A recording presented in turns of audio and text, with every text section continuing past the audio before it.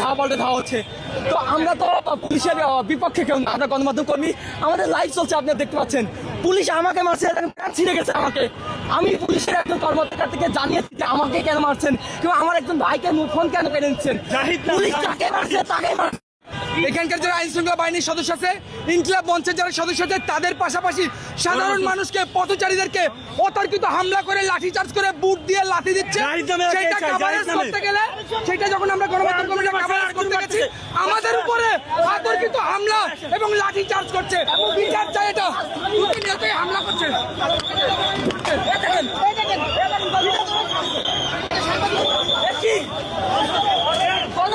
এখন পর্যন্ত কিন্তু একজন গণমাধ্যম কর্মীদের উপর হামলার যে ব্যাপারটা আপনারা দেখতে পাবেন, তাকে কিন্তু এক প্রকার লাঠিচার্জের মধ্যে নিয়ে আনা হয়েছে এবং